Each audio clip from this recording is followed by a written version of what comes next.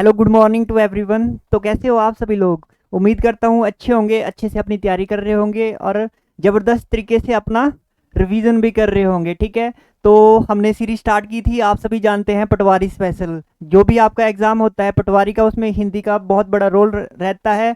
आप सभी जानते हैं कि मात्र एक हिंदी तो एक हमारा ऐसा सब्जेक्ट है जो आपको पूरे बटे पूरे मार्क्स दिलाता है। एक तो ईजी सब्जेक्ट है, दूसरा आपके टाइम भी बचाता है आपका, है ना। आप सभी जानते हैं टाइम बचाने के लिए हिंदी एक बहुत ही खतरनाक सब्जेक्ट है ना। क्योंकि क्या होता है कि एग्जाम में थोड़ा सा प्रेशर भी होता है, और जब आप हिंदी की तरफ जाते हैं तो आपको क्वेश्चन इजी भी लगते हैं। एक मात्र यही सब्जेक्ट है जो आपका टाइम भी बचाएगा और दूसरा आपके लिए इजी भी होगा। तो अगर आप हिंदी में भी कम से कम अगर कम मार्क्स ला रहे हैं तो फिर तो सिलेक्शन से आपका कभी भी नाम आने ही नहीं वाला है। तो ठीक है, तो इसी को सुधारने के लिए हमने एक सीरीज स्टार्ट की है, वो है आपकी पटवारी स्पेशल सीरीज। ठीक है, कौन सी सीरीज है? पटवारी स्पेशल सीरीज हमने स्टार्ट की है हिंदी। इसमें हमने जो है प्रैक्टिस सेट 1 कर लिया था, अब आज करेंगे प्रैक्टिस सेट नंबर 2। ठीक है, तो लगा दो आग पानी में जवानी उसे कहते हैं, और बन जाओ पटवारी कहानी उसे कहते हैं। ठीक है, तो चलिए, हमने लास्ट क्लास में जो है अपने 10 क्वेश्चन कर लिए थे, 10 क्वेश्चन कर लिए थे। चलिए आज के नेक्स्ट आगे के क्वेश्चन अब आज करेंगे। ये रहा क्वेश्चन नंबर 11 आपकी स्क्रीन पे। क्वेश्चन नंबर 11, क्वेश्चन नंबर 11 है आपकी स्क्रीन पे। भाई आपसे पूछ रहा है क्वेश्चन नंबर 11 कि भाषा की दृष्टि से हिंदी प्रदेश के अंतर्गत निम्न में से कौन सा शामिल नहीं है। कि ऐसा आपने बताना है कि ऐसा कौन सा राज्य है जिसमें आपकी हिंदी भाषा नहीं बोली जाती है। ऑप्शन है आपके पास बिहार, हिमाचल प्रदेश, दिल्ली या फिर आंध्र प्रदेश। आसान सा क्वेश्चन है, आपने सिर्फ इतना बताना है कि ऐसा कौन सा एकमात्र ऐसा राज्य है जिसमें हिंदी भाषा नहीं बोली जाती है, या फिर उसकी जो है वो अंतर्गत निम्न में से हिंदी भाषा में वो राज्य शामिल नहीं है। अगर मैं बात करूं इस क्वेश्चन की, तो हमारे पास जो होता है वो एक 9 राज्य ऐसे हैं, लगभग लगभग 9 राज्य ऐसे हैं उनमें जो है हिंदी भाषा बोली जाती है, और एक यूनियन टेरिटरी। अगर मैं बात करूं यूनियन टेरिटरी, तो वो हो जाएगी हमारी दिल्ली। यूनियन टेरिटरी में हो जाएगा दिल्ली। ऑप्शन है दिल्ली। दिल्ली में भी हिंदी भाषा काफ़ी मात्रा में बोली जाती है, बिहार में भी, हिमाचल प्रदेश में भी। बट इसका जो करेक्ट आंसर है वो हो जाएगा आपका Andhra Pradesh, option number D. 11 का जो है वो ऑप्शन नंबर डी करेक्ट हो जाएगा। अब जो आंध्र प्रदेश है उसमें जो कौन सी ज़्यादा भाषा बोली जाती है वो हो जाएगी तेलुगु। आंध्र प्रदेश में क्या बोली जाती है? तेलुगु। अब बात करते हैं तेलुगु भाषा। जो तेलुगु भाषा है वो त्रिलिंग शब्द से बना हुआ है। जो तेलुगु का अगर आपसे कभी भी तत्सम पूछे तो वो क्या हो जाएगा? त्रिलिंग। क्या हो जाएगा? त्रिलिंग। तेलुगु भाषा का जो तत्सम है वो हो जाएगा आपका त्रिलिंग। ठीक है, और जो यूनियन टेरिटरी है वो हो जाएगी दिल्ली, और कम से कम लगभग 9 राज्य जिनमें हिंदी भाषा बोली जाती है। चलिए नेक्स्ट क्वेश्चन है आपकी स्क्रीन पे, क्वेश्चन नंबर 12। क्वेश्चन नंबर 12 है आपकी स्क्रीन पे, सारे के सारे साथी एक साथ आंसर करेंगे। क्वेश्चन नंबर 12 ये रहा आपकी स्क्रीन पे, क्वेश्चन नंबर 12। भाई क्वेश्चन नंबर 12, मोहन एक शालीन लड़का है। मोहन एक क्या सा लड़का है? शालीन लड़का है। इस वाक्य में शालीन शब्द क्या है? ऑप्शन है परिणामवाचक विशेषण, संख्यावाचक विशेषण, गुणवाचक विशेषण या फिर सार्वनामिक विशेषण। मोहन एक शालीन लड़का है, इसमें आपने बताना है शालीन क्या है। आप सभी जानते हैं जितने भी हमारे पास वाक्य होते हैं, अच्छा हो गया, बुरा हो गया, ईमानदार हो गया, शालीन हो गया, ये सब किस में आते हैं आपके? ये सारे आदमी के जो है वो गुण बताते हैं। तो ऑप्शन नंबर सी आपका करेक्ट हो जाएगा। 12 का ऑप्शन नंबर सी जो है वो करेक्ट हो जाएगा। मोहन एक शालीन लड़का है, अर्थात उसका वो गुण बता रहा है, तो ये गुणवाचक विशेषण हो जाएगा। चलिए नेक्स्ट क्वेश्चन है आपकी स्क्रीन पे, क्वेश्चन नंबर 13। भाई क्वेश्चन नंबर 13 है आपका, क्वेश्चन नंबर 13 सारे के सारे आंसर करेंगे। क्वेश्चन नंबर 13 कि इनमें से किस शब्द की वर्तनी शुद्ध है? शुद्ध वर्तनी वाला क्वेश्चन आपकी स्क्रीन पे आ गया है कि आपने सही वर्तनी बतानी है। थोड़ा साइड हो जाता हूं। ऑप्शन है आपके पास ज्योत्सना, ज्योत्सना या फिर ज्योत्सना या फिर ज्योतिषणा। आपने बताना है। आप सभी जानते हैं शुद्ध वर्तनी आपके एग्जाम में कई बार तो 5-6 एक ही पेपर में पूछ ली जाती है। हिमाचल के पैटर्न आपको पता ही है, अगर पूछेगा तो विलोम धड़ाधड़ पूछ लेगा, अगर पूछेगा तो वर्तनी पूछ लेगा धड़ाधड़, या फिर पर्यायवाची पे आगे तो 5-6 सीधे पर्यायवाची फेंक देता है ना। तो हमें सारे के सारे जो है वो टॉपिक वाइज लेके चलने हैं। तो इसमें पूछ रहा है आपके शुद्ध वर्तनी, आप सभी जानते ही होंगे शुद्ध वर्तनी। तो ये है ज्योत्सना। तो ज्योत्सना कैसे लिखा जाता है, ध्यान से लिखेंगे, देखेंगे। ज्योत्सना ज यो आधा त आधा श और न। ऑप्शन नंबर कौन सा है ये, ऑप्शन नंबर बी करेक्ट हो जाएगा, ज्योत्सना। ज्योत्सना इस तरह से लिखा जाता है। इसमें आपने ध्यान रखने वाली बात कौन सी है, आधा ज आएगा, आधा त आएगा, आधा स आएगा, तो ये हो जाएगा हमारा करेक्ट ज्योत्सना। ठीक है, चलिए नेक्स्ट क्वेश्चन की बात करते हैं। नेक्स्ट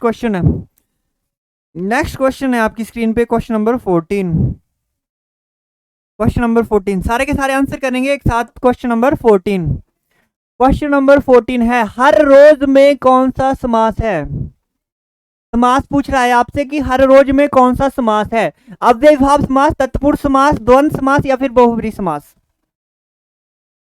सारे के सारे आंसर करेंगे, इतना सा इजी सा क्वेश्चन है। भाई साहब पटवारी की तैयारी कर रहे हो आप, हिंदी चल रही है, तो आंसर तो कम से कम आना ही चाहिए। तो इसका जो करेक्ट आंसर है वो हो जाएगा आपका अव्ययीभाव समास। ऑप्शन नंबर ए जो है करेक्ट हो जाएगा। आप सभी जानते हैं अव्ययीभाव समास की पहचान तो जानते ही होंगे, जिन वाक्यों क्या आता है आ भर प्रति यथा इस तरह से आ जाता है वो क्या हो जाते हैं अव्ययीभाव समास। जैसे बार बार हो गया, ठीक है, वो सारे किस में आएंगे अव्ययीभाव समास। ऑप्शन नंबर डी है जैसे बहुब्रीहि, जितने भी आपके शब्द होते हैं जिनमें भी देवी देवताओं का नाम पहले आ जाता है वो हमारा किस में जाता है बहुब्रीहि समास में। बहुब्रीहि समास जैसे एग्जाम्पल में की बात करूं तो हो जाएगा लंबोदर हो गया, त्रिनेत्र हो गया, ये सारे हो गए, क्या हो गया दशानन हो गया, ये सारे क्या हो जाएंगे आपके बहुब्रीहि समास हो जाएंगे। चलिए नेक्स्ट क्वेश्चन की बात करते हैं। क्वेश्चन नंबर 15 है भाई आपकी स्क्रीन पे। क्वेश्चन नंबर 15, क्वेश्चन नंबर 15, इनमें से कौन सा शब्द कमल का पर्यायवाची नहीं है। ध्यान से पढ़ेंगे, क्वेश्चन नहीं है, पूछ रहा है कि इनमें से कौन सा सब पर्यायवाची जो है वो कमल का पर्यायवाची नहीं है। ऑप्शन है आपके सामने राजीव, नलीन, रसाल या फिर उत्पल। पर्यायवाची तो पढ़े ही होंगे आपने। देखो ये क्लास होती है, ऐसा नहीं है कि पटवारी के लिए है ये, जो भी आपके एग्जाम है जिनमें भी हिंदी आएगी तो उनमें तो हिंदी रहती है ना, इंग्लिश ही रहती है। तो कभी भी आपने ये सोच के नहीं पढ़ाई करनी होती कि आपको हिंदी पढ़ाई जा रही है तो पटवारी के लिए पढ़ाई जा रही है तो सिर्फ पटवारी वाले ही पढ़ेंगे। ये सब्जेक्ट तो आपको कोई भी एग्जाम हो सिलेबस लगभग मिलता जुलता ही होता है, आप सभी जानते हैं। बस बोलने वाली बातें होती है, पेपर जैसे कोर्स बेचने वाली बात आ जाती है कि पटवारी का बैच आया है, ये आया है, लगभग मिलता जुलता सिलेबस होता है आपका। ठीक है, चलिए तो क्वेश्चन पे आ जाओ। इनमें से कौन सा कमल का पर्यायवाची नहीं है। देखो आप सभी जानते हैं राजीव कमल का पर्यायवाची होता है, नलीन क्या है नलीन भी जो है आपका वो कमल का पर्यायवाची होता है, राजीव हो गया, उत्पल हो गया, अरविंद हो गया, सरसिज हो गया, तो ये सारे क्या होते हैं कमल के पर्यायवाची होते हैं। यहाँ पे ऑप्शन दिखाई दे रहा है आपको, एक दिखाई दे रहा है रसाल, तो रसाल किसका हो जाता है आपका, रसाल हो जाता है आपका मैंगो। आम का पर्यायवाची क्या हो जाता है रसाल हो गया, अतिसौरभ हो गया, आम्र हो गया, ये सारे आपके आम के पर्यायवाची हो जाते हैं। ठीक है, चलिए नेक्स्ट क्वेश्चन की बात करते हैं। नेक्स्ट क्वेश्चन है आपकी स्क्रीन पे क्वेश्चन नंबर 16। क्वेश्चन नंबर 16 मुहावरा पूछ रहा है आपसे। यहाँ पे मुहावरा कमेंट करके बताएंगे जो मुहावरा होता है वो किस भाषा से लिया गया है और हिंदी किस भाषा का शब्द है। हिंदी पढ़ रहे हो आप ना, आप सभी को पता होना चाहिए हिंदी किस भाषा का शब्द है। आप कोई कमेंट करके ये नहीं बताएगा कि हिंदी हिंदी का ही है, हिंदी हिंदी का शब्द नहीं है। चलिए उंगली पकड़ के पहुंचा पकड़ना, उंगली पकड़ के पहुंचा पकड़ना मुहावरे का क्या अर्थ है बताइए। पहले आपकी किसी ने उंगली पकड़ी फिर पहुंचा पकड़ लिया, तो इसका क्या होगा मुहावरे का अर्थ। ऑप्शन है आपके पास प्यार करने के लिए हाथ पकड़ना, गया वैलेंटाइन डे, ठीक है, धीरे धीरे सांस को बढ़ने देना, या फिर ताकत का अनुमान लगाना, या फिर मन बढ़ना। उंगली पकड़ के पहुंचा पकड़ना, तो इसका जो करेक्ट आंसर है वो हो जाएगा आपका जी ऑप्शन नंबर बी, धीरे धीरे साहस को बढ़ने देना, पहले उंगली फिर पहुंचा, धीरे धीरे साहस को बढ़ने देना। ऑप्शन नंबर सी आपका करेक्ट हो जाएगा, 16 का ऑप्शन नंबर बी करेक्ट। चलिए नेक्स्ट क्वेश्चन है आपके सामने, क्वेश्चन नंबर 17, गायक, इनमें से कौन सा प्रत्यय प्रयुक्त है? जो गायक शब्द है इसमें आपने बताना है कौन सा जो है इसमें प्रत्यय लगा हुआ है। आप सभी जानते हैं प्रत्यय होता है एक उपसर्ग होता है, जो आपका प्रत्यय होता है वो शब्द के पीछे लगता है और उपसर्ग जो है वो मूल शब्द के आगे लगाया जाता है। ऑप्शन है आपके पास इक, ओक, एक या फिर अक। सारे के सारे बताएंगे कि गायक जो शब्द है आप में आपके पास उसमें कौन सा प्रत्यय है, इक, ओक, एक या फिर अक। और साथ में बताएंगे गायक का संधि विच्छेद और इसमें कौन सी संधि लगी हुई है। चलिए थोड़ा सा देख लेते हैं इस क्वेश्चन को डिटेल में। एक शब्द होता है आपके पास गै, गै धन अक, गै धन अक क्या बनता है आपका, बन जाता है गायक। तो मैंने पूछा था इसमें प्रत्यय, तो अगर बात करी जाए प्रत्यय तो प्रत्यय जो है वो आपके मूल शब्द के पीछे लगाया जाता है, तो कौन सा हो जाएगा, अक प्रत्यय। ऑप्शन नंबर डी आपका करेक्ट हो जाएगा। अगर मैं बात करूं संधि की तो इसमें हो जाएगी अयादि स्वर संधि, इसमें संधि की बात की जाए अयादि स्वर संधि, अयादि स्वर संधि हो जाएगी और गै धन अक से बनता है गायक और प्रत्यय हो जाएगा इसमें अक प्रत्यय हो जाएगा। चलिए नेक्स्ट क्वेश्चन की बात करते हैं, क्वेश्चन नंबर 18 है आपकी स्क्रीन पे। क्वेश्चन नंबर 18, क्वेश्चन नंबर 18 आपसे बोल रहा है कि क्वेश्चन नंबर 18 है, छंदानुशासन के रचयिता इनमें से कौन है? छंदानुशासन के रचयिता इनमें से कौन है? ऑप्शन है आपके पास ऑप्शन नंबर डी। चलिए हेमचंद्र आपका करेक्ट आंसर हो जाएगा। क्वेश्चन नंबर 18 का ऑप्शन नंबर डी जो है वो राइट हो जाएगा। जो छंदानुशासन है उसके रचयिता है आपके हेमचंद्र। चलिए नेक्स्ट क्वेश्चन की बात करते हैं, question number 19। Question number 19, question number 19 है आपके पास, निम्न में से कौन सा शब्द सही है? ये भी एक तरह से आपकी शुद्ध वर्तनी है, जैसे इंग्लिश में आपकी स्पेलिंग पूछी जाती है वही उसी प्रकार से है शुद्ध वर्तनी। किस तरह से आपका समाहार लिखा जाता है? ऑप्शन है समाहार या फिर समाहार या संपहर या फिर इनमें से कोई नहीं। कौन सा शब्द इसमें बताना है? शुद्ध है, शुद्ध शब्द बताना है आपने इसमें। जल्दी जल्दी आंसर करो सारे कि इनमें से कौन सा शब्द शुद्ध है।